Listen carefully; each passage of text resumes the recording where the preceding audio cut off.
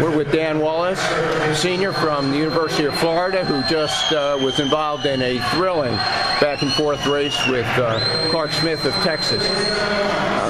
Take us through that, if you will, Dan. I didn't know who to cheer for. Yeah, it was definitely a world-class race out there. You know, those guys outside of me that really all put in a great performance. So I wasn't sure either which side to look at. I know it was going to be close the whole way. At one point I thought I had the race, but it just shows that, you know, there's so many guys there that could win that. At what point were you thinking that maybe this is my race? Around about 100 to go. You know, I knew that I'd split the race pretty well. I was looking at the guys on my right who I thought were going to be up there contending for first, and I felt pretty good the whole way. But you know, it just shows that it comes all the way down to the finish, even under 500. He had a 24:03 on that final leg, 50. That's kind of inhuman, isn't it?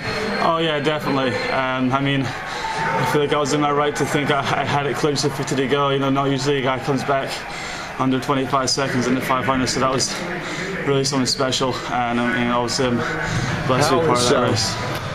Was this race up to your expectations? Oh, without a doubt, yeah. I knew it was going to be a close one. You know, it was filled with world-class international athletes, so you know, it was a great opportunity to get in there and race those guys. Over the second half of that race, you really had the loping stroke, the big kick, much faster tempo than Clark Smith, really up until that 450 turn.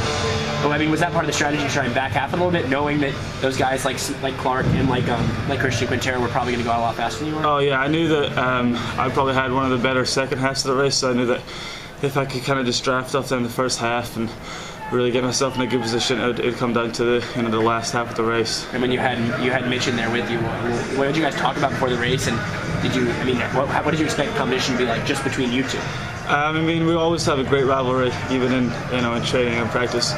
And we both kind of swim similar races, so I think both of us, if we knew we were in a good position at halfway, we really turned on the legs and the tempo, and it was going to be right down to the touch.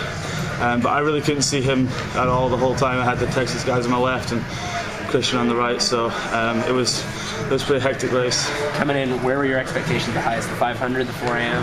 I think they're fairly equal. I knew that if I wanted to win, I'd have to do something special.